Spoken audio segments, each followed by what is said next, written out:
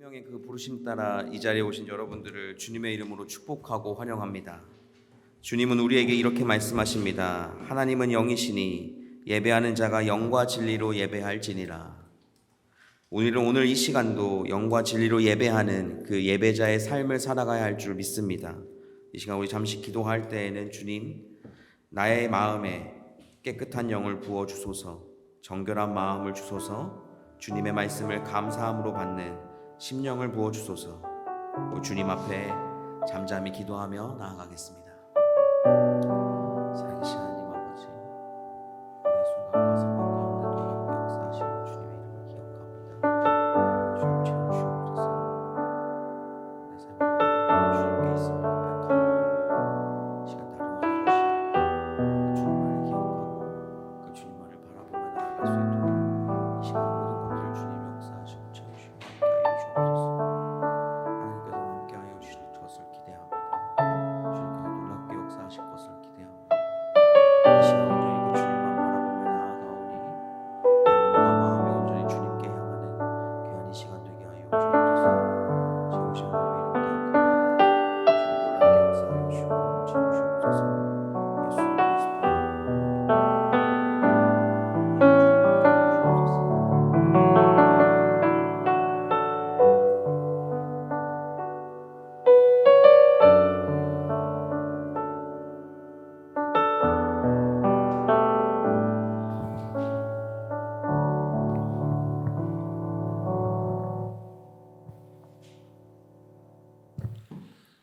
오늘 이 자리에 나오신 모든 성도님들을 진심으로 환영하고 축복합니다.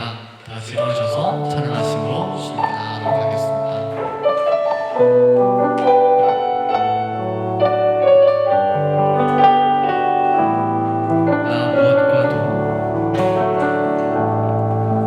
나 무엇과도 주님을 바꾸지 않으리.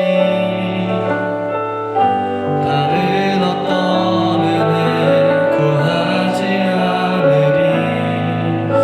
오직 주님만이 내 삶의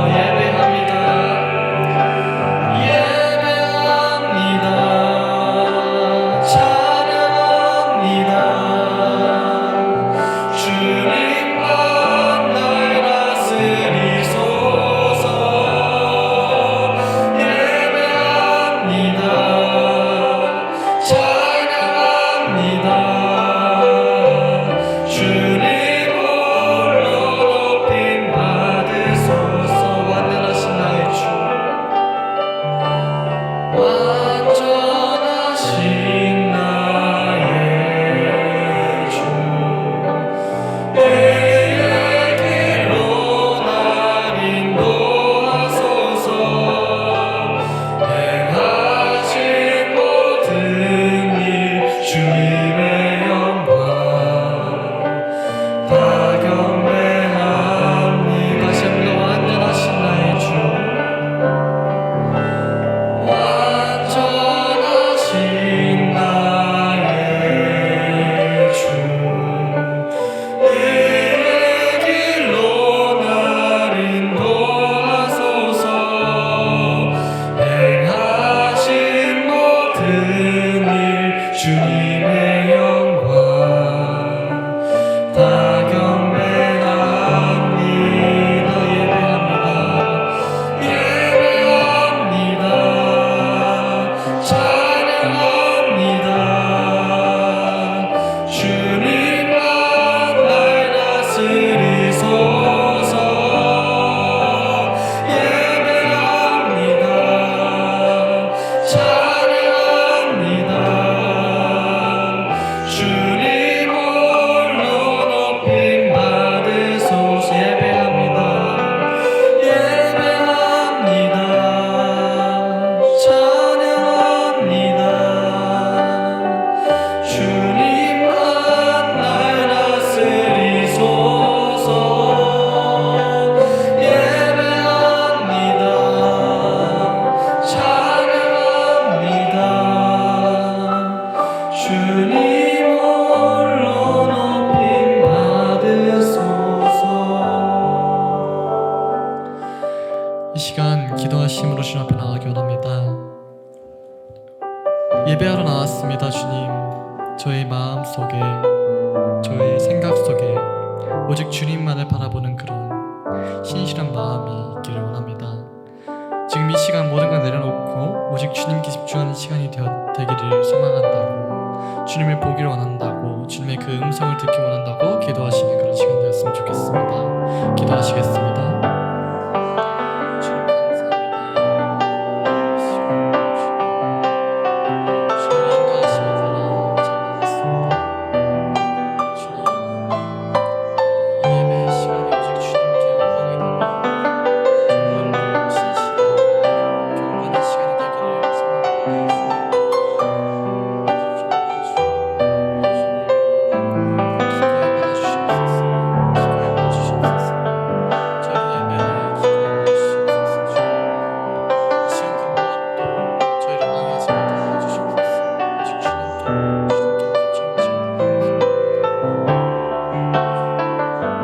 하시는 것을 경험하며 나아가는 우리의 삶 될 수 있도록 주님 놀랍게 역사하여 주옵소서.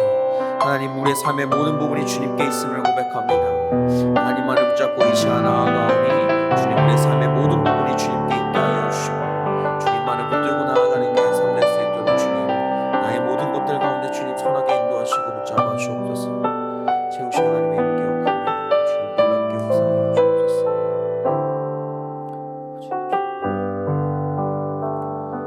살아계신 하나님, 오늘도 우리가 이 자리 가운데 나아갑니다. 하나님을 예배하기 위해 나아갑니다. 주님만을 찬양하며 나아갑니다. 우리가 하나님 앞에 드리는 입술의 고백, 우리가 하나님 앞에 드리는 우리의 마음, 우리의 눈짓, 우리의 손짓, 우리의 모든 것들이 온전히 주님만을 찬양하고 하나님만을 예배하는 이 시간 되게 하여 주옵소서. 우리의 삶의 모든 부분이 채워질 것을 기대하오며 이 예배 가운데 우리와 늘 함께 하시기를 원하시는 예수 그리스도의 이름으로 기도합니다. 아멘. 우리 사도신경으로 신앙 고백합니다. 나는 전능하신 아버지 하나님 천지의 창조주를 믿습니다. 나는 그의 유일하신 아들 우리 주 예수 그리스도를 믿습니다. 그는 성령으로 잉태되어 동정녀 마리아에게서 나시고 본디오 빌라도에게 고난을 받아 십자가에 못 박혀 죽으시고 장사된 지 사흘 만에 죽은 자 가운데서 다시 살아나셨으며 하늘에 오르시어 전능하신 아버지 하나님 우편에 앉아 계시다가 거기로부터 살아있는 자와 죽은 자를 심판하러 오십니다. 나는 성령을 믿으며 거룩한 공교회와 성도의 교제와 죄를 용서받는 것과 몸의 부활과 영생을 믿습니다. 아멘.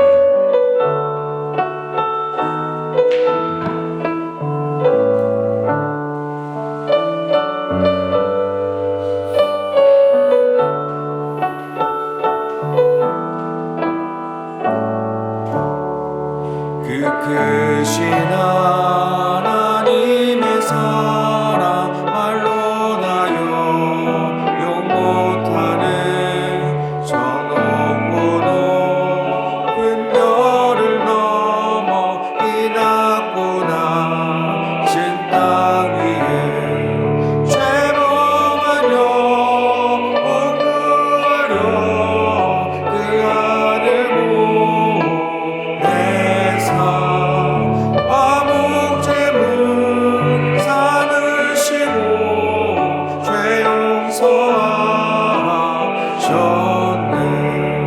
하나님 크신 사랑을 증량다 못하네.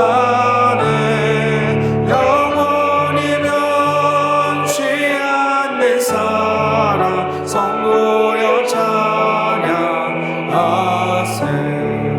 괴로운 시절 지나가고 땅 위에 여와 쇠할 때 주 믿지 않던 영혼들은 큰 소리 외쳐 울어도 주 믿는 성도들에게 큰 사랑 베푸사 우리의 죄 사했으니 그 은혜 잊을까. 하나님 크신 사랑을 증량다 못하네. 영원히 변치 않는 사랑 성도여 찬양하세. 하늘을 두루마리 삼고 바다를 먹물 삼아도 한없는 하나님의 사랑 다 기록할 수 없겠네. 하나님의 크신 사랑 그 어찌나 쓸까. 저 하늘로 비싸도 채우지 못하니. 하나님 크신 사랑을 증량다 못하네. 영원히 변치 않는 사랑 성도여 찬양하세. 김혜진 성도님 기도해 주시겠습니다.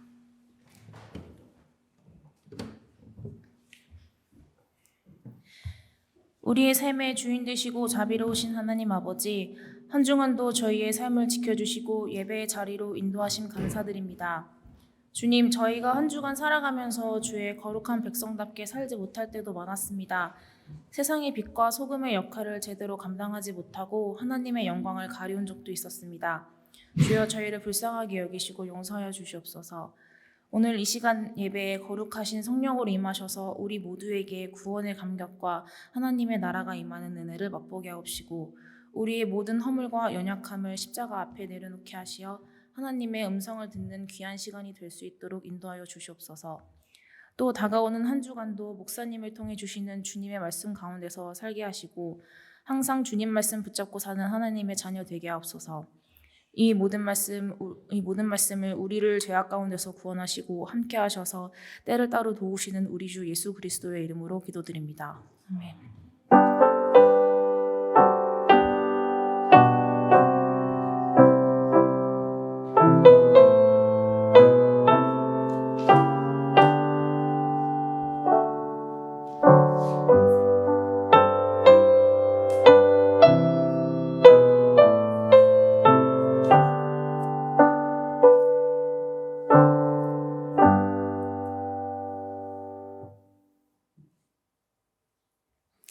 오늘 우리에게 주신 하나님의 말씀은 마태복음 19장 23절에서 30절입니다.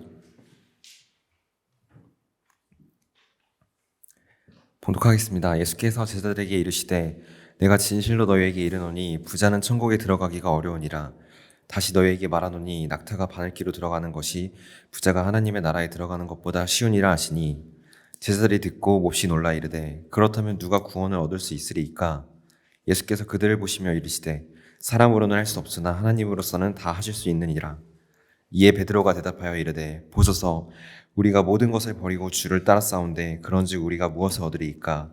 예수께서 이르시되 내가 진실로 너에게 이르노니 세상이 새롭게 되어 인자가 자기 영광의 보좌에 앉을 때에 나를 따르는 너희도 12 보좌에 앉아 이스라엘 12지파를 심판하리라. 또 내 이름을 위하여 집이나 형제나 자매나 부모나 자식이나 전토를 벌인 자마다 여러 배를 받고 또 영생을 상속하리라. 그러나 먼저 된 자로서 나중되고 나중된 자로서 먼저 될 자가 많으니라. 이것은 주님의 말씀입니다. 아멘.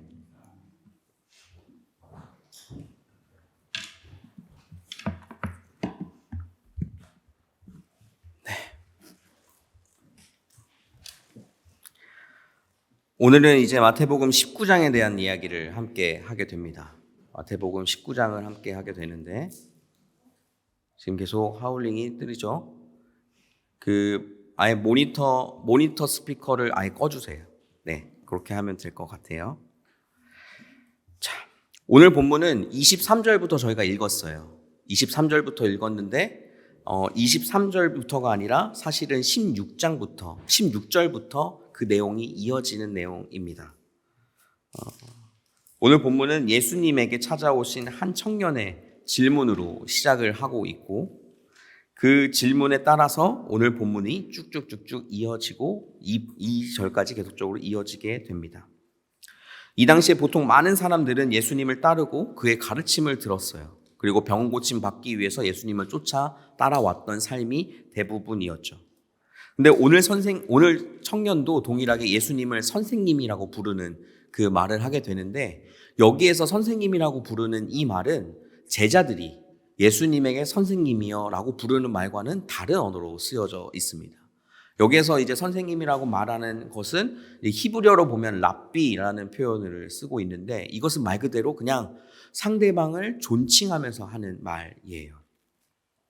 그러니까 오늘 청년이 그 이야기를 썼던 것은 자신은 예수님을 일단 쫓는 사람은 아니고 자신은 그 자리에서 예수님을 따라서 가려고 예수님에게 어떤 가르침을 받기 위해서 나아갔던 모습을 우리가 볼 수 있게 됩니다.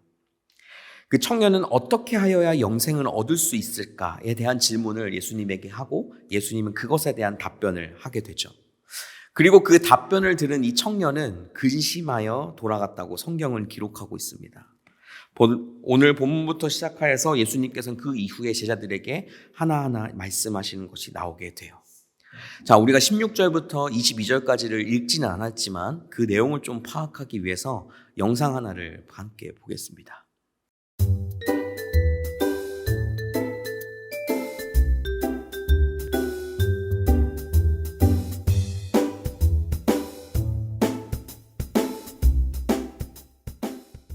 부자 청년이 예수님에게 와서 물었어요.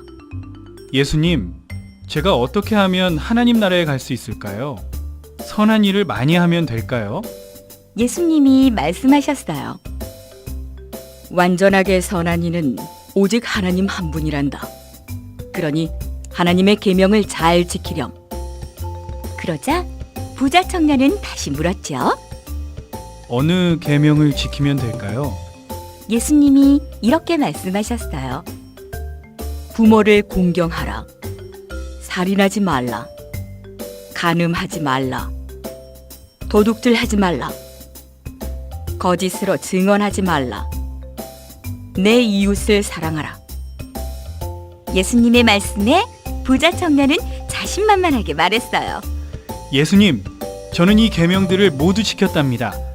제가 더 해야 할 것이 있을까요? 예수님이 다시 말씀하셨어요. 너에게 한 가지 부족한 것이 있단다. 가서 내 소유를 팔아 가난한 사람에게 나누어 주어라. 필요하다면 내 전 재산을 팔아서라도 말이다. 하나도 남는 것이 없는 것 같겠지만 하늘에서 보화를 차지하게 될 거야. 그리고 와서 나를 따르렴. 부자 청년은 예수님의 말씀에 풀이 죽었어요. 모든 계명들을 다 지켰다고 말하던 자신만만한 표정은 사라지고 얼굴에는 근심이 가득했죠. 자신이 가장 아끼던 물질을 가난한 사람에게 나누어 줄 용기가 나지 않았어요.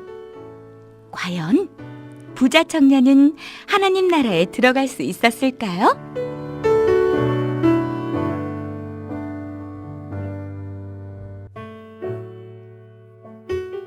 네. 부자 청년이 하나님 나라에 들어갈 수 있었을까? 그것은 성경에 기록되어 있지는 않습니다. 부자 청년이 자기의 가산을 다 팔아서 나눠주고 하나님 나라에 들어갔다는 내용보다 근심하여 돌아갔다는 내용으로 마무리하고 있기 때문이에요. 청년은 영생에 대해서 물어봤고 예수님은 계명을 지키라라고 먼저 말씀하셨습니다. 그 이유는 무엇이냐? 하나님은 완전하시고 선한 분이지만 너희는 그렇지 못하기 때문에 계명을 지켜야 한다라고 말씀하셨던 거예요. 근데 청년은 그 율법대로 모든 것을 지키며 살아왔는데 아직도 자기 안에 그 영생이라는 것을 잘 몰랐고 그것을 갖고 싶었기 때문에 또한 예수님에게 다른 어떤 대답을 듣기를 원했습니다. 그 질문을 통해서 예수님께서는 오늘 우리에게 가르쳐 주시는 내용이 있는데 바로 너의 소유를 팔아 가난한 자에게 나눠주라는 말씀이었어요. 이 청년은 소유가 많은 청년이었다. 자기의 가진 것이 많았다라는 것을 성경에 보면 나와 있습니다. 성경에서는 약간은 극단적으로 표현한 경우가 많은데 많으면 진짜 많은 거예요. 그러니까 이 부자가 정말 많은 것을 가지고 있었던 것을 알 수 있어요. 그렇기 때문에 예수님은 그 마음을 알고 있었죠. 그 사람이 소유가 많고 또한 그것을 내려놓기가 얼마나 쉽지 않은지에 대해서 이야기하고 계시는 겁니다. 우리는 마태복음 18장, 지금 19장이죠. 18장의 내용들을 통해서 어떤 사람이 천국에 들어갈 수 있는지에 대해서 우리는 같이 보았었습니다. 어떻게 해야 합니까? 바로 어린아이와 같이 되어야 천국에 들어갈 수 있다라고 이야기했습니다. 그것은 무엇이냐면 의존성, 바로 하나님을 신뢰하고 주님을 따르는 삶을 의미하는 거예요. 그 삶이 있었을 때에 하나님 나라에 들어갈 수 있다라고 예수님은 우리에게 가르쳐주고 계십니다. 오늘 청년은 하나님의 계명을 신실하게, 정말 성실하게 자기가 다 지켰다라고 고백할 정도로 잘 지키면서 살아왔지만 예수님을 따라서 순종하며 나아갈 준비는 되지 않았던 것이죠. 왜냐하면 자기 눈앞에 재물이라는 것이 있었기 때문입니다. 청년이 어떠한 방법으로 재물을 모았는지에 대해 성경에서는 기록하고 있지는 않습니다. 하지만 청년이 그 말을 듣고 예수님의 말을 듣고 근심하여 돌아갔다는 것, 그것만 봐서도 예수님을 따라가는 것인 영생을 얻는 것보다 재물을 가지는 것, 재물이 자기에게 있는 것이 소중하고 그랬던 것을 우리는 이 말씀을 통해서 알 수가 있습니다. 만약에 이 청년이 정말 나는 모든 것을 다 팔아서라도 영생 얻는 방법을 찾고 싶어. 그 요한복음 3장에 니고데모가 이제 예수님에게 찾아올 때 밤중에 찾아오거든요. 그 니고데모가 랍비였고 신망이 있는 사람이었기 때문에 예수님을 찾아갈 때 밤에 찾아가서 어떻게 영생을 얻을 수 있습니까? 라고 그렇게 적극적으로 물어보는 것처럼 이 청년도 그렇게 하나님 앞에 예수님 앞에 그렇게 했다라면 당연히 그 가산, 그 모든 재물을 내려놓을 수 있었겠죠. 재물이라는 것은 우리의 인생 가운데 없어서는 안 될 중요한 것이긴 하지만 하나님 앞에 나아가는데 걸림돌이 되는 것이 되어서는 안 됩니다. 바로 이 재물이라는 것은 하나님 앞에 나아갈 때 오늘 청년은 사실 그 재물을 내려놓을 수 있었다면 영생을 얻을 수 있었을 거예요. 재물을 내려놓을 수 있었다면 하나님 나라에 함께 참여하는 자가 될 수 있었을 것입니다. 근데 그렇게 하지 못했던 것이 바로 재물이 가진 힘 때문입니다. 예수님은 재물에 대한 위험성에 대해서 마태복음 6장 24절에서 이렇게 말씀하고 계셔요. 같이 한번 읽어보겠습니다. 시작.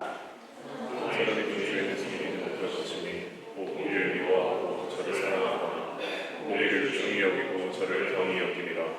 너희 하나님과 재물을 담하여 숨기지 못하느니라. 성경에서는 다른 언어로 비교해서 보는 것이 또한 재미있고 또한 유익이 돼요. 오늘 이 독일어에도 보면 맨 끝에 다른 단어는 다 몰라도 맨 끝에 나와 있는 단어 하나만 우리가 보면 됩니다. 바로 맘몬이에요. 여러분들 재물이라는 뜻을 표현할 때 영어 성경에서도 맘몬이라고 나오고 독일어 성경에서도 맘몬이라고 나옵니다. 근데 맘몬이 무엇인지 혹시 들어보신 적 있으십니까? 맘몬은 물질적인 부를 의미하는 것이기도 하지만 탐욕의 신을 지칭하는 단어이기도 합니다. 만물은 그 물질적인 부와 탐욕을 나타내는데 성경에서 하나님과 비교될 만큼 강한 영향력을 가지고 있는 존재라고 이야기를 할 수가 있는 것이죠. 방금 읽었던 마태복음 이 6장에서 두 주인을 말하는 것처럼 이 재물이라는 것은 우리 삶에 영향력이 어마어마하다는 것을 우리는 알 수 있어요. 재물은 우리가 사랑할 수도 있고 중히 여길 수도 있습니다. 그것도 하나님과 동일합니다. 우리는 하나님을 사랑할 수도 있고 하나님을 더 중요하게 여길 수도 있어요. 하나님께서 성경에서 하나님과 다른 어떤 신을 비교 대상을 놓고 했던 적이 한 번도 없어요. 근데 유독 재물에만 하나님은 그렇게 이야기를 하고 계신 겁니다. 그만큼 이 재물이라는 것은 우리 삶 가운데 중요한 존재라는 것 때문인 거죠. 오늘 본문으로 돌아와서 예수님은 제자들에게 부자가 천국에 들어가는 것이 어렵다는 것을 낙타가 바늘에 들어가는 것에 비유하십니다. 여러분들 낙타가 들어갈 수 있는 바늘이 있을까요? 자, 사진 하나 볼까요? 여러분들 바늘귀에 낙타가 들어가 있죠. 근데 여러분들 이 바늘이 있을까요? 이거는 우리가 딱 봐도 에이 뭐야 합성이네 라고 할 정도로 그 현실 가능성이 없죠. 다음 사진 보여주시겠어요? 이게 현실 가능이 있는 거잖아요. 그죠? 바늘은 요만하고 바늘긴 요만하고 낙타는 저주에 저만한. 그렇기 때문에 오늘 말하고 있는 예수님께서 말하는 이 내용은 무엇이냐면 진짜 낙타가 바늘귀에 들어가는 것이 부자가 천국에 들어가는 것보다 쉽다라고 말하는 게 아니라 바로 그만큼 부자가 천국에 들어가는 게 어렵다라는 뜻을 말씀하고 있는 거예요. 낙타가 바늘귀에 들어가는 것도 당연히 어렵죠. 불가능에 가깝죠. 그것처럼 부자라고 칭하는 사람들이 하나님 앞에 하나님의 나라에 들어가는 것이 얼마나 어려운지에 대해서 이야기를 하고 있는 거예요.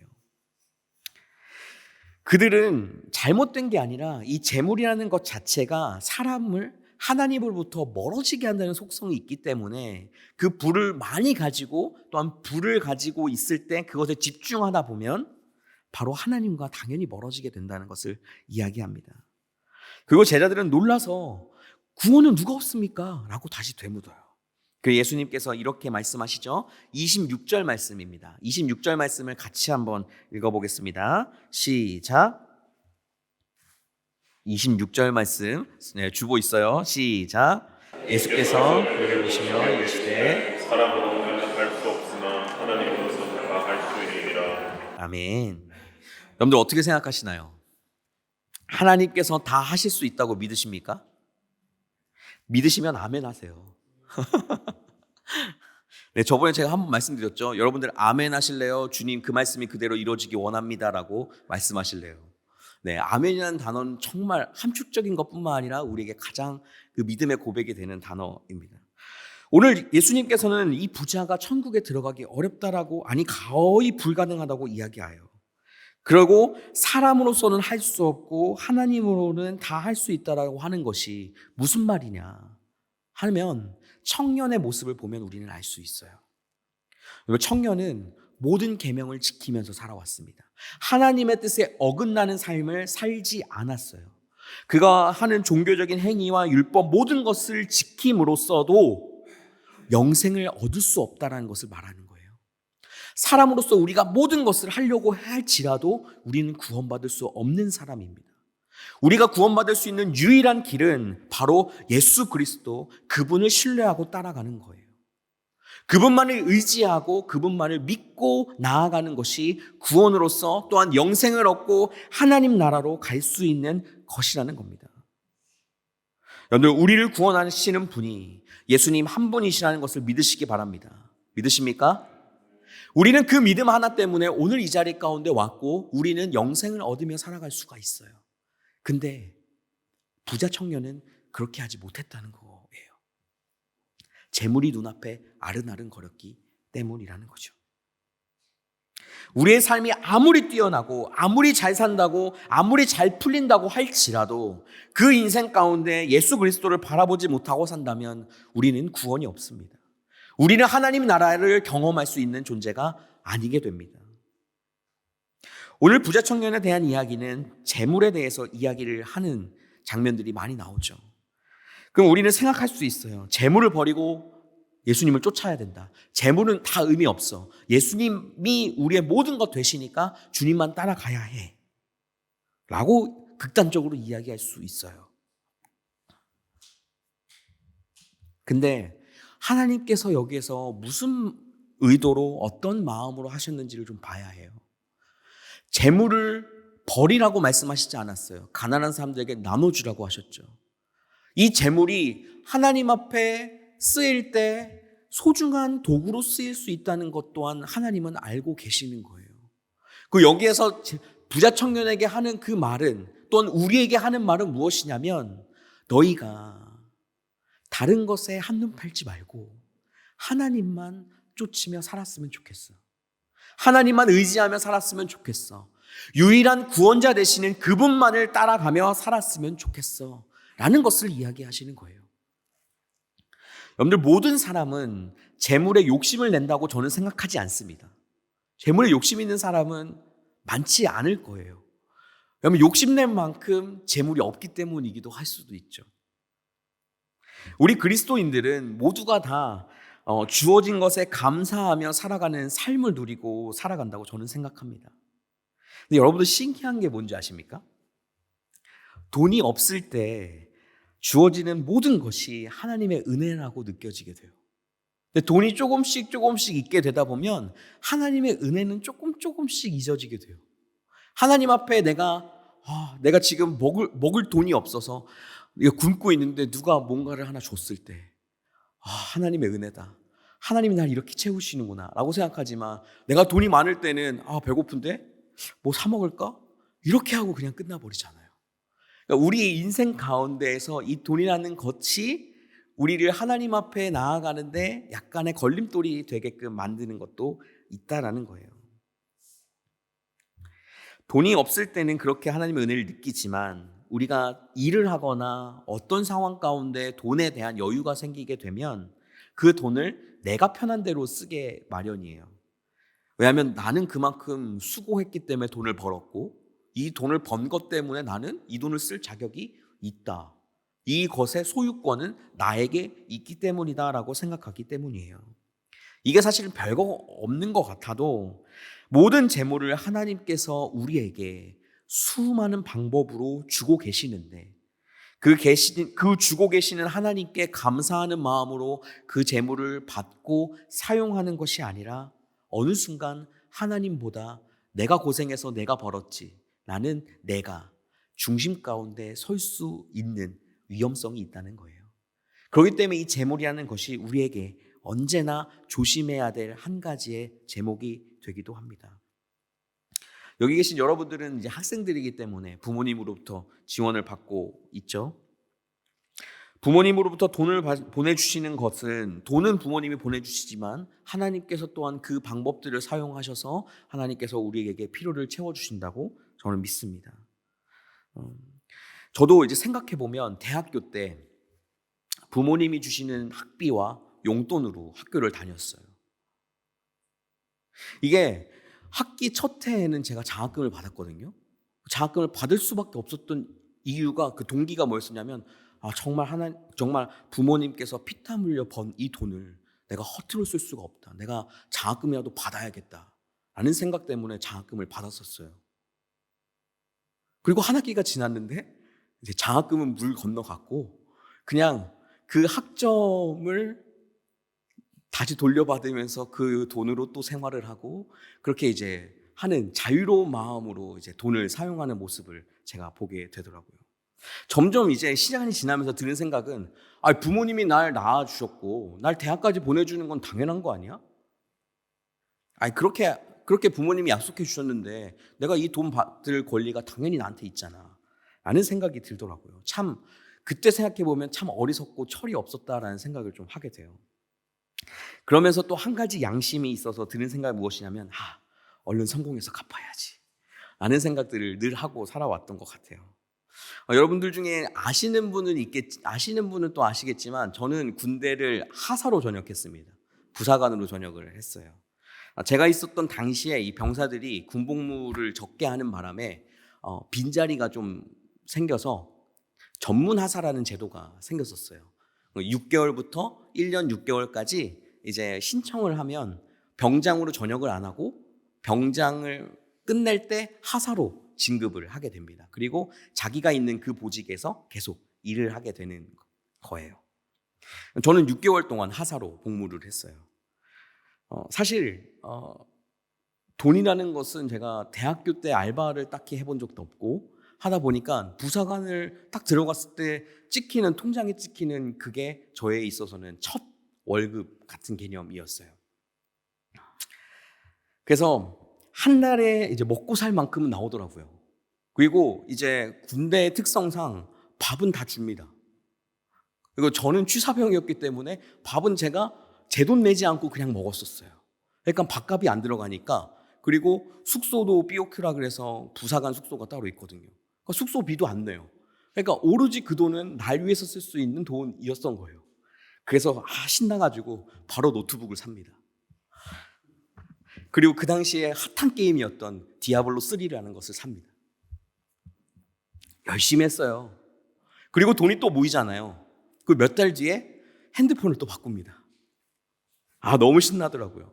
부사관 일과를 딱 마치게 되면 6시에 딱 마치거든요. 그러니까 저는 전문하사였기 때문에 딱 6시면 무조건 마쳤어요. 일을 하다가도 초과 근무 대상자가 아니었기 때문에 돈을 더 줄 수가 없었거든요. 그래서 저는 무조건 퇴근을 해야 됐어요. 그럼 그때부터 그 다음날 아침 출근할 때까지 저를 건드린 사람이 아무도 없었어요. 제가 뭐 했느냐. 그 방에서 노트북을 켜고 악마를 잡기 시작합니다. 디아블로 3에 나오는 모든 악마들을 다 때려잡았어요. 직업을 바꿔가면서 막 때려잡고 그렇게 살고 그러다가 이제 군 생활이 중반쯤 이렇게 흘러가더라고요. 교회는 나갔죠. 찬양 인도도 하고 할 건 다 했어요. 그러면서 집에 와서 밥도 안 먹어요. 왜냐하면 주차장에서 그냥 대충 먹고 빨리 와가지고서 악마 잡아야 되니까. 저는 한 가지 약간은 내가 그리스도인으로서 악마를 때려잡는 것이 선하다라는 생각을 그때 했던 것 같아요. 어쨌든 그건 다 둘째치고 그 시간들이 저에게 너무 행복했었어요. 그런데 그 시간들이 반쯤 지나고 나니까 내가 뭐 하고 있는 거지? 라는 생각이 들기 시작하더라고요. 돈이라는 것을 쓰는 것에 심취하고 쓰는 것이 너무나도 기뻤던 나머지 그냥 그 시절에 그 생활에 그냥 파묻혀서 살아왔던 제 자신을 또 보게 됐어요. 돈이 들어오니까 돈이라는 게 생기고 이 돈을 쓸 곳이라는 것이 생기니까 사람이 그렇게 되더라고요. 매주 또 말씀을 들으면서 다시 마음을 다잡고 하나님 앞에 기도하면서 그렇게 살아왔던 것이 하나님의 보시기에 내가 하나님 앞에 살아가는데 부질없었구나라는 시간들을 좀 보내게 됐어요. 그리고 6개월이 지난 후 제가 이제 12월 달에 전역을 했는데 12월 달에 전역을 하면서 제가 신학대학원에 가게 됩니다. 이 자세한 내용들을 알고 싶으시면 저를 개인적으로 찾아오셔야 할 거예요. 내일 길어서. 신학대학원에 갔어요. 그리고 나서 이제 신학대학원에 가면 전도사 사역을 하게 됩니다. 제가 전도사 사역을 14년도에 했거든요. 14년도에 했는데 제 전도사 생활을 할 때 사례비가 얼마였냐면 50만 원이었어요. 제가 다니는 학교는 부천이었고요. 제가 사역하는 곳은 충북 충주였어요.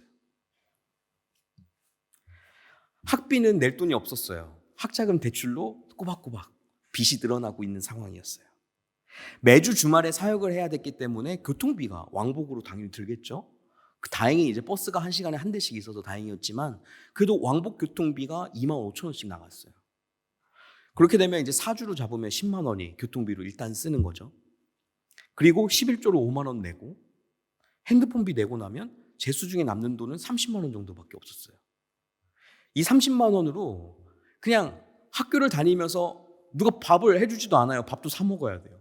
그렇게 하면서 학교 생활을 하고 다녔었어요. 정말 돈이 없었죠. 근데 더 놀라운 사실은 그때 제 동료 이제 전도사들은 사례비가 80만 원이었다는 겁니다. 그리고 지방으로 가면 교통비도 줬어요. 근데 저는 교통비도 없었거든요. 나중에 이제 교통비를 또 받기는 했지만, 와, 그 재물이라는 것이 그렇게 많다가 전역하고 조금 있다가 그렇게 없어지니까 그것도 제 인생에서 가장 빚이 많은 시간들이었어요. 예, 학비가 또 비싸더라고요. 그러니까 그런 순간에서 제가 바라볼 것은 하나님밖에 없었어요. 그래서 주님과 함께하는 그 시간들이 좋았고, 저는 이제 방을 얻을 시간이 방을 얻을 돈도 여유도 없었기 때문에 기숙사에 들어갔거든요. 신학대학원 기숙사는 새벽 예배를 필수로 해야 했었습니다. 그 시간들이 저는 너무 좋았어요. 정말 몸이 피곤하고 힘들 수도 있지만 그 강당에 무릎 꿇고 하나님 앞에 기도하는 그 시간들, 그 기도하면서 하나님께서 채워주시는 것을 경험했을 때 그 시간은 지금도 사실은 잊을 수가 없어요. 제가 이때부터 계속적으로 지키는 제 신앙생활의 약속과 같은 것이 있는데, 그것은 무엇이냐면 헌금을 과하게 하는 거입니다. 이 돈이 없는 상황에서 이게 무슨 말이냐라고 생각할 수 있었는데, 저는 뭐 장학금 받은 거, 하나님 앞에 돈 받을 일이 어떻게 저렇게든 생기면 그것을 감사할 제목으로든 아니면 11조로든 어떤 상황이든 상관없이 하나님 앞에 헌금을 많이 하기 시작했었어요. 조금 더 과하게. 그 정도까지 할 정도는 아니잖아 라고 할 정도로 사실 과하는 역할들을 많이 하고, 지금도 사실은 그렇게 살아가고 있어요. 이렇게 하다 보니까 그렇게 헌금을 내다 보면 생기는 유익이 저에게 개인적으로 있더라고요. 그것이 무엇이냐면, 내가 생활하는 내내 헌금을 드리는 그 순간들이 잦아지니까, 맞아, 나에게 주신 이 돈은 하나님께로부터 온 거지 라는 생각이 제 머릿속에 조금씩 그냥 스며들기 시작하더라고요. 이게 그냥 내가 얻고 내가 수고해서 받은 돈이 아니라 하나님께서 나에게 주신 돈이지, 내가 하나님께 나아가면 하나님은 이 돈을 나에게 주신 것처럼 언제든지 내 삶을 채워주시는구나 라는 생각이 내 머릿속에 가득하게 되었다라는 거예요. 지금 이 말씀을 드리는 거는 개인적인 견해입니다. 여러분들에게 그렇게 헌금하라는 것을 말씀드리는 건 아니에요. 하지만 저는 그렇게 돈도 제 인생에서 돈이 많았었어요. 사기도 당해보고 뭐 여러 가지 것도 있었지만 어쨌든 돈이 많았으니까 사기를 당했겠죠. 돈도 많아보고 돈도 없어보고, 지금 이 자리 가운데도 돈도 없지만 그래도 하나님 앞에 살아가는데 전혀 문제가 없어요. 그렇게 할 수 있는 것은 재물이라는 것이 내 인생을 사로잡기 전에 내가 하나님에게 나아가서 하나님과 함께 사는 삶을 살고 있기 때문이라고 저는 믿습니다. 여러분들, 그 상황 가운데 제가 그렇게 하나님 앞에 헌금을 하며 어쨌든 재물 가운데서 벗어나 좀 살아가다 보니까 이 말씀이 100% 공감이 되더라고요. 그래, 부자가 하늘나라에 들어가는 게 쉽지가 않아. 그렇다고 부자를 비하하는 건 또 아닙니다. 부자 중에 그 재물을 그렇게 소욕 없이 사는 사람들도 많거든요. 근데 여기에서 말하는 지칭하는 부자는 자기의 소유를 다른 사람에게 팔아 넘기지 못하는 사람들을 의미하고 있는 거예요. 오늘 예수님은 우리에게 한 가지 사실만을 말씀하고 계십니다. 재물을 손에 쥐고서는 하나님 나라에 갈 수 없다. 하나님 나라에 갈 수 없다라고 우리에게 말씀하세요. 오늘 본문의 21절 말씀에서 보니까 가난한 자에게 팔아주면 너희에게 하늘에서 보화가 쌓인다라고 이야기하고 있어요. 우리는 그 믿음으로 살아가는 사람들인 줄 믿습니다. 우리가 그 믿음 가운데 오늘도 살아가고 있다면 재물을 우리가 손에 쥐고 있는 것은 앞뒤가 안 맞잖아요. 이건 당연히 놓아지는 겁니다. 왜냐하면 우리가 이 재물을 놓았을 때 이 재물이 그냥 놓여지는 게 아니라 하늘의 보화로 쌓인다고 예수님께서 약속하고 계시잖아요. 재물이 아니라 하나님을 바라보며 살아갈 때 우리는 하나님 나라에 갈 수가 있습니다. 구원은 하나님께로부터 옵니다. 이게 오늘 예수님께서 우리에게 하시는 중요한 이야기입니다. 그 예수님께서는 마지막 30절에 이렇게 이야기를 하고 계시죠. 마지막 30절 말씀 같이 한번 읽어보겠습니다. 시작. 그러나 먼저 된 자로서 나중되고 나중된 자로서 먼저 된 자가 많으리라. 아멘. 저는 사실 이 말을 가장 많이 듣고 자란 사람이었어요. 다른 분들도 많이 들으셨겠지만 제가 이 말을 많이 들었던 이유 중에 하나는 저는 모태신앙도 아니고 고등학교 2학년 때부터 교회를 늦게 다니기 시작하면서 청소년 선생님들이나 청년 형들이 이 얘기를 가장 많이 했어요. 나중된 자가 먼저 된다더니 네가 이렇게 믿음이 확 성장할 줄 몰랐다. 이런 얘기들 있잖아요. 그럴 때 보통 이 말을 많이 사용을 합니다. 근데 오늘 이 말씀은 무엇이냐면 예수님을 먼저 믿고 있는 사람도 언젠가는 나중될 수가 있다. 우리가 하나님을 잘 믿고 있을지라도 언젠가 우리는 하나님 없이 살려고 할 때도 있다라는 것을 이야기해요. 하나님 없이 사는 그 사람도 하나님을 믿고 살아갈 수가 있다. 이게 나중되고 먼저 된 자의 정의입니다. 먼저 된 자는 하나님 나라에 들어가는 자이고 나중된 자는 그렇지 못한 사람들이에요. 그렇기 때문에 오늘 하나님께서는 우리에게 동일하게 말씀하세요. 너희도 너희의 그 믿음 가운데 그 믿음을 지키려고 노력해야 해. 하나님의 말씀대로 살려고 해야 해. 너희의 구원은 오로지 주님께로만 있는 거야. 재물에 있는 게 아니야. 어떤 것에도 있지 않아 라는 것을 말씀하고 있는 거예요. 사랑하는 데트몰트 찬양교회 성도 여러분, 여러분들의 삶은 어떠십니까? 오늘 본문에서는 재물과 하나님에 대해서 이야기하고 있지만 사실 우리의 삶 가운데서는 재물보다 다른 여러 가지 유혹 가운데 그것으로 인해서 하나님을 바라보지 못하고 살 때가 많아요. 오늘 여러분들이 듣는 이 말씀을 통해서 우리는 다시 한번 하나님께 나아가고 주님을 바라볼 수 있는 기회가 생긴 겁니다. 그 기회를 잡으시겠습니까? 아니면 그냥 지나가시겠습니까?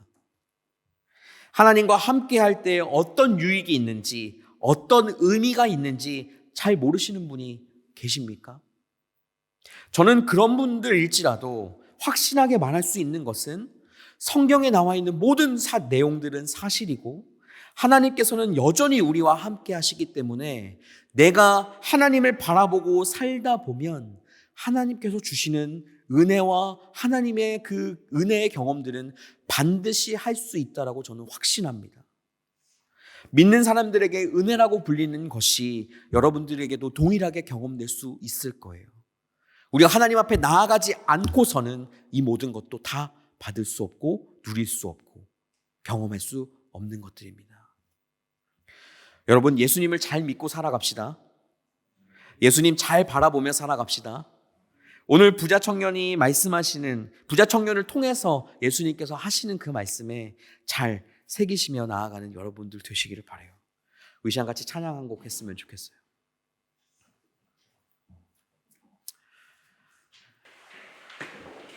이 시간 찬양 하나 할 건데 나의 모습 나의 소유라는 찬양을 할 겁니다. 나의 모습 나의 소유 주님 앞에 드립니다. 모든 아픔 모든 기쁨 내 모든 눈물 받아주소서. 우리 하나님 앞에 찬양하며 나아갑시다.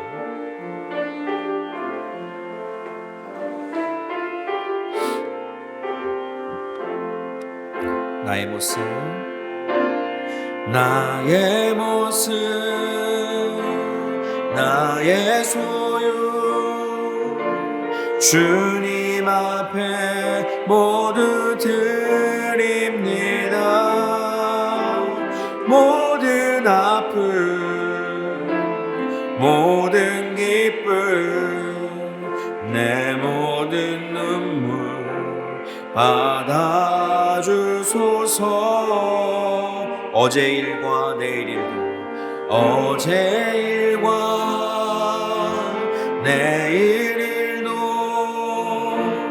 꿈과 희망 모두 드립니다. 모든 소망 모든 계획 내 손과 마음 받아주소서. 나의 생명을 드리니 나의 생명을 드리니 주 영광 위하여 사용하옵소서. 내가 사는 날 동안에 주를 찬양하며 기쁨의 제물 되리. 나를 받아 주소서. 우리 가진 이 모든 것을, 우리 가진 이 모든 것들을 다 주께서 우리에게 주시었네. 못 맡게 드릴 것이 없으니 내 삶을 받아 주소서. 나의 생명을 드리니 주 영광 위하여 사용하옵소서. 내가 사는 날 동안에 주를 찬양하며 기쁨의 제물 되리. 나를 받아 주소서. 아멘. 자, 우리 같이 기도합시다. 오늘은 우리가 찬양 드린 이 고백 가운데 나의 생명을 드리니 주 영광 위하여 사용하옵소서. 이 말은 한편으로 생각해 보면 하나님, 우리가 재물의 손을 떼고 하나님만 바라보며 살겠습니다라는 고백입니다. 여러분들의 삶은 어떠십니까? 오늘 말씀드린 이후에 여러분들의 삶은 바뀌어야 할 줄 믿습니다. 그리고 이 시간 우리가 같이 고백합시다. 주님, 나의 생명 주 앞에 내려놓사오니 주님만 바라보며 살게 하여 주옵소서. 주님만 바라보며 살 때에 하나님께서 내 삶 가운데 채워주시는 것을 경험하게 하여 주옵소서. 우리 그런 마음으로 하나님 앞에 주여 한 번 부르짖고 기도하며 나아가기 원합니다. 주여! 살아계신 하나님 아버지, 나의 삶을 온전히 주님 앞에 드리며 나아가오니 하나님만을 붙들고 나아가는 내 삶이 그 주님만을 의지하며 나아가는 내 삶이 되게 하여 주옵소서. 다른 어느 것보다 주님만을 바라보며 나아갑니다. 재물에서 손을 떼고 재물 가운데서 손을 내려놓고 주님만을 붙잡고 주님만을 의지하며 나아가는 나의 삶이 되게 하여 주시고 붙잡아 주옵소서. 내 삶을 주님께 드립니다. 주님께 내 모든 것들을 내어놓습니다. 내 생명도, 내 모든 아픔도, 기쁨도, 내 모든 눈물도, 내 모든 소망도, 계획도 주님 손과 마음 온전히 주님 앞에 내려놓사오니 그 주님만을 붙들고 나아가는 내 삶이 되게 하여 주옵소서. 주여, 내 삶을 붙들어 주시고 내 삶이 주님께로만 향하는 그 은혜를 경험하며 나아갈 수 있도록 주여 도와주옵소서. 내 삶을 주님 앞에 내어놓습니다. 내 삶을 주님 앞에 드리며 나아갑니다. 주님, 내 모든 것들을 주님 채워주시고 주님, 내 삶을 온전히 채워주시고 붙잡아 주옵소서. 하나님만을 붙들고 의지하며 나아갈 때 그 은혜를 누리고 경험하며 나아가는 그 사람들의 삶 가운데 하나님의 은혜가 가득되게 하여 주옵소서. 하나님의 그 은혜만 넘치게 하여 주옵소서. 그 주님의 은혜 가운데 온전히 나아가는 그 귀한 삶을 살 수 있도록 주여 놀랍게 역사하시고 채워주시고 붙잡고 인도하여 주옵소서. 놀랍게 하신 하나님의 이름을 찬양하오니 그 주님만을 붙잡고 의지하며 나아갈 수 있도록 주님 도와주시고 붙잡아 주옵소서.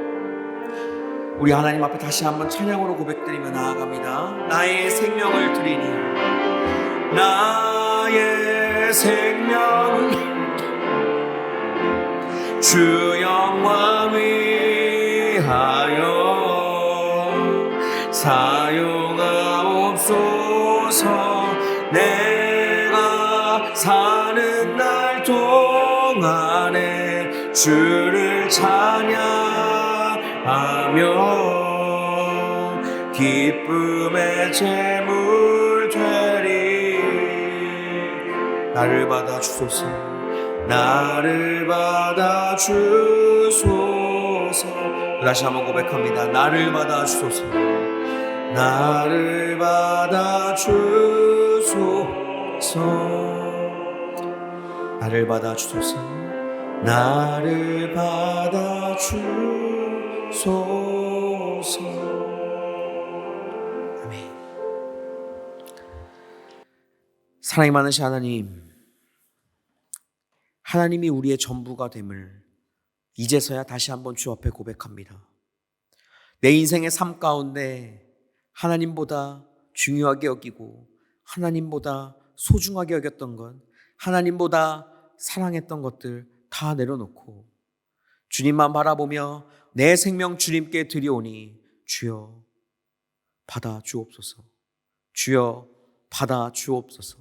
내 인생 전부를 하나님 앞에 내어놓을 때 하나님 앞에 우리 인생이 버려지는 것이 아니라 하나님께서 우리의 인생 모두를 온전하게 사용하실 뿐만 아니라 채워주시고 함께 하심을 경험하기를 원하오니 주님 내 생명 주께 드리오니 주님 받아 주옵소서. 그 주님 앞에 온전히 살아가는 우리의 삶이 되게 하여 주실 줄 믿고 우리 가운데 놀랍게 역사하시며 인도하시며 우리의 한 주간의 나의 삶도 지키시고 함께 하여 주실 예수 그리스도의 이름으로 기도합니다. 아멘. 우리 시간 같이 하나님 앞에 봉헌하겠습니다.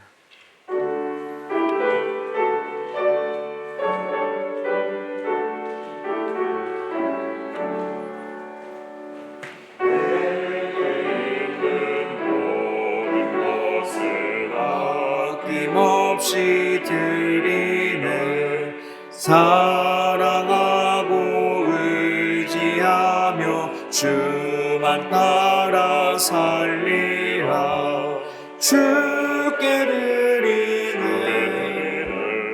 주께 드리네. 사랑하는 구주 앞에 모두 드리네. 내게 있는 모든 것을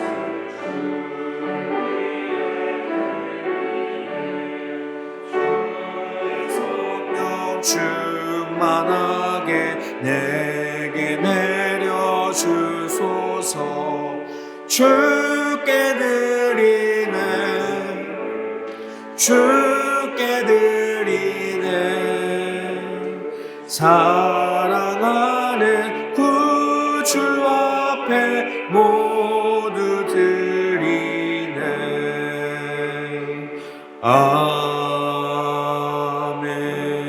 아멘.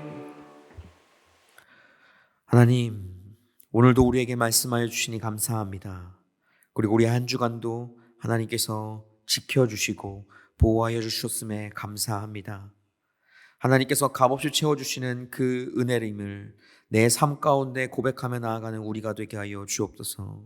주님께 감사하며 하나님께서 주신 것에 마땅히 드리며 하나님 앞에 예물 드리오니 이 예물이 주님의 사랑을 전하는 도구로 쓰임받게 하시고 성도들을 위로하고 축복하는 물질로서 쓰이게 하여 주옵소서. 드릴 때마다 반대로 채워주시는 하나님의 은혜를 경험하게 하여 주시고 채워주신 것에 감사하는 삶이 되게 하여 주옵소서. 함께 하실 주님을 찬양하며 예수님의 이름으로 기도합니다. 아멘. 우리 다 같이 자리에서 일어나셔서 하나님 앞에 봉헌 주기도문 하겠습니다.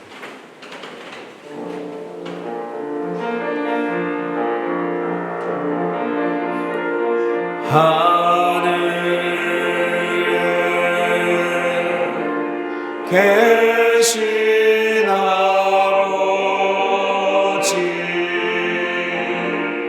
이름 거룩하사 주님 나라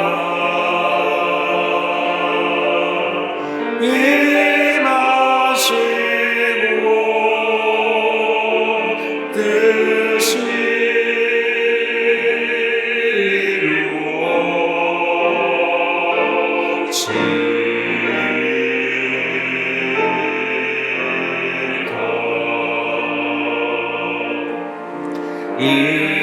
일용할 양식 주시고 우리들의 그 죄 다 용서하시고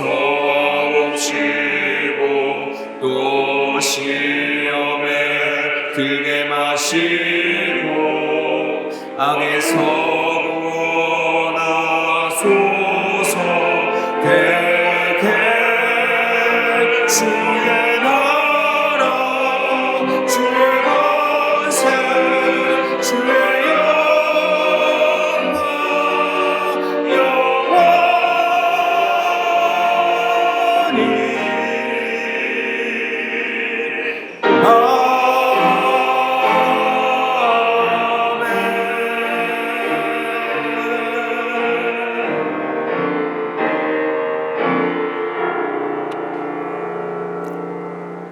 예수 그리스도의 은혜와 하나님의 크신 사랑과 성령님의 충만하심과 내주하심이 한 주간 삶을 다른 어떤 것에 빼앗기는 것이 아닌 주님만을 바라보며 살기로 다짐한 모든 성도 위에, 그들의 학교와 직장 그리고 가정 위에, 한국에 있는 가족들 위에 지금부터 영원까지 함께 하옵시기를 간절히 축원하옵나이다.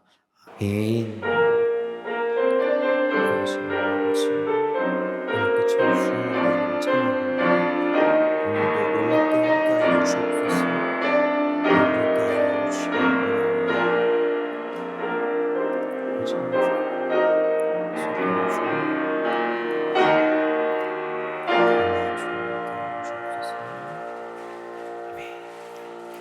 자리에 앉아주시면 감사하겠습니다.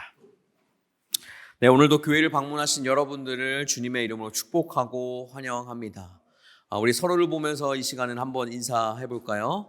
안녕하세요. 사랑합니다. 네, 좋아요. 네, 다음 주일은 온 세대 예배로 드리려고 합니다.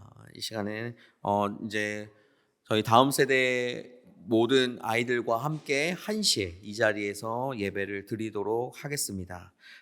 그 이유는 이제 3번과 같이 결부되어 있기는 한데 먼저 영상 하나 보고 오겠습니다. 그치? 어저께 내가 누구를 했어? 하나님 정말 미안해요. 잘못했어. 그렇게 하는 게 묵상이 아니고,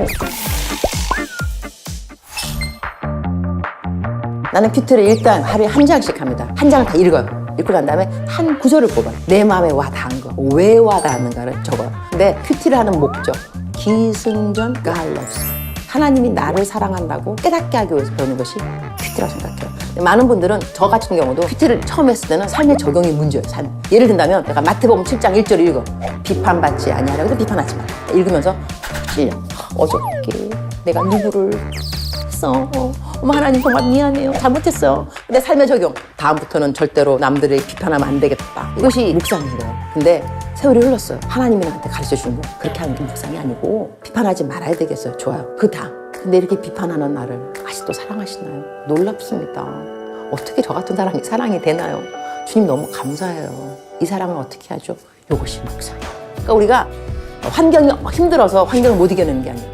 이 힘든 환경에 딱 맞짱 뜨는 하나님의 말씀을 모른다는 거예요. 나를 사랑하는 말씀을, 성경 말씀을 통해서 딱 깨닫게 되면 그 환경을 이겨낼 수가 있어요. 성경 말씀에 적신이나 사망이나 배고픔이나 괴로움이나 뭐 어떤 거를 하더라도 하나님이 나를 사랑하는 걸 깨달으면 이것이 다 괜찮은 거예요. 그래서 묵상의 목적은 답이 없습니다. 하나님이 나를 사랑한다고 깨닫는 것이 묵상이라고 생각합니다.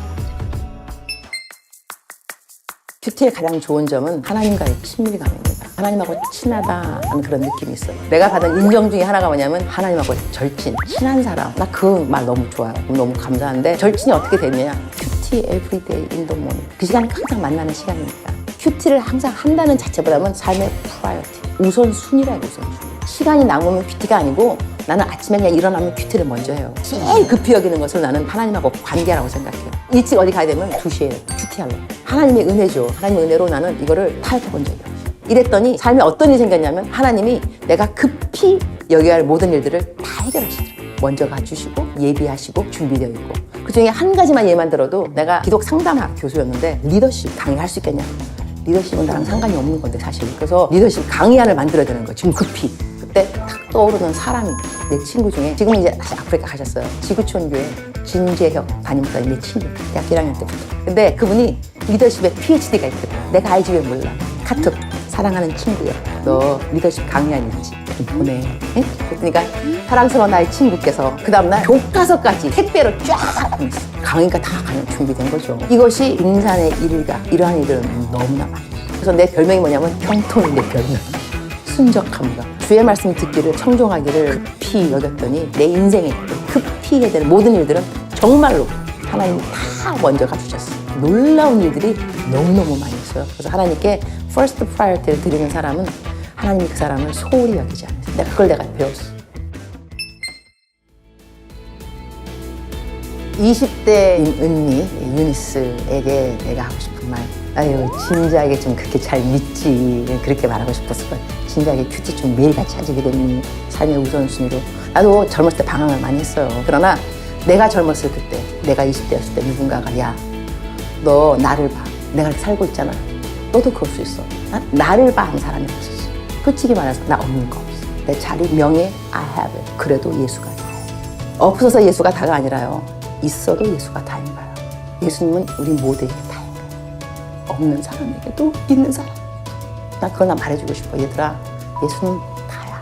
네가 명예를 가져도 예수가 다고 좋은데 직장에서도 예수가 다야. 직장이 없어도 예수가 다야. Unless you are satisfied with Jesus alone, you cannot be satisfied with anything else. 너가 예수님 한 분으로 만족 못하면 그 어느 것으로도 너의 삶을 만족할 수 없다. 다시 말하면 예수님 한 분으로 만족하면 그 어느 것이 없어도 만족이 되는 거예요. 비결은 예수 그리스도예요. 예수 그리스도. He is the answer. 이것이 미션 임파서블이 아니고 It's possible. 모두가 살아갈 수 있다는 것입니다.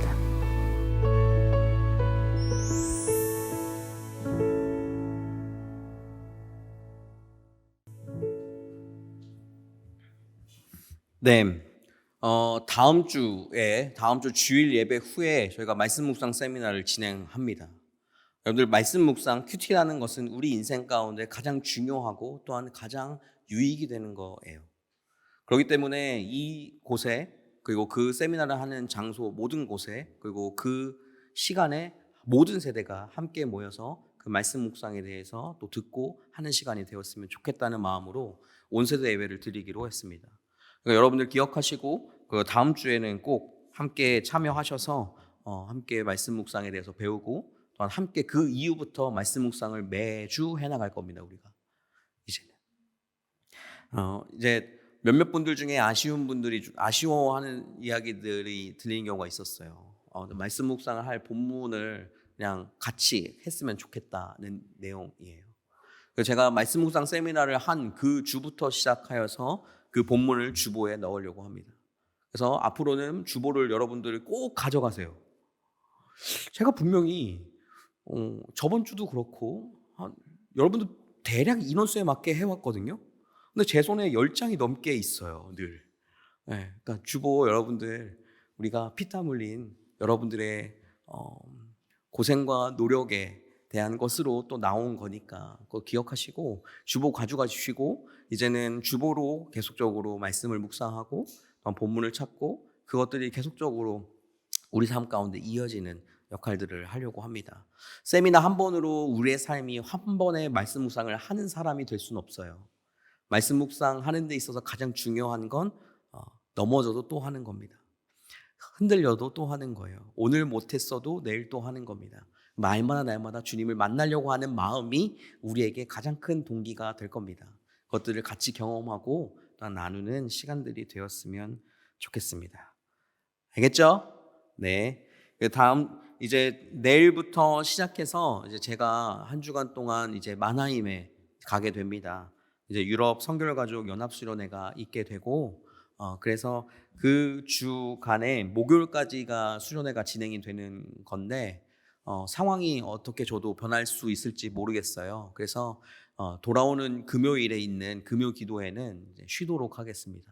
그러니까 한 주는 쉬고 그 다음 주부터 진행하는 걸로 하겠습니다. 네, 오늘 주보에는 실려 있진 않지만 기쁘기도 하고 슬프기도 한 소식 하나를 전하려고 합니다. 같이 이곳에서 아마 저보다 여러분과 같이 신앙생활을 더 많이 했을 우리 권영기 목사님 그리고 박현선 사모님께서 다음 주부터 이제 빌레펠트 한인교회 담임으로 가시게 되셨습니다. 그래서 다음 주부터 가서 설교와 또한 목양하는 역할을 하게끔 목사님도 가시고 그렇게 해서 아마 주일 내는 뵙지 못할 것 같아요. 마틴 계시는 분들은 이제 아직 이사는 안 하셨기 때문에 뭐 주중에는 더 많이 보실 수도 있고 뭐 할 수 있겠지만 주일에서 보는 거는 오늘이 마지막입니다. 그래서 원래 저희가 보통 파송이랑 이런 것들을 보통 하는데 극구 만료하셔가지고 네. 제 마음이 사실 좀 많이 그래요. 그래서 이제 같은 목회자로서도 그리고 그 길이 얼마나 쉽지 않은 길인 것도 알기 때문에 정말 대단한 결심뿐만 아니라 정말 누구나 생각날 때마다 응원해주고 기도해 주셔야 합니다. 그냥 뭐 여러분들이 절 위해서 기도하시는 거는 당연한 일이겠지만 같은 공간에서 신앙생활을 했던 다른 목회자들을 위해서도 끊임없이 기도해 주셔야 해요. 네. 그러니까 그렇게 해주시면 좋겠고 오늘 이후에 이제 갈 때 힘내시라고 한 번씩 안아주실 수 있는 분들은 안아주시고 그리고 악수도 해주시고 계속 좀 이렇게 해주시는 우리 모든 따뜻한 우리 데트몰트 찬양교회 공동체가 되었으면 좋겠습니다. 네, 오늘 예배는 잘 마쳤고요. 오늘 예배 마치고 정리하는 것 좀 도와주세요. 그리고 한 가지 더 저희 어린이부 지금은 개마인대 자리에서 하고 있는데 개마인대 자리 정리하는 것도 함께 같이 도와주시면 감사하겠습니다.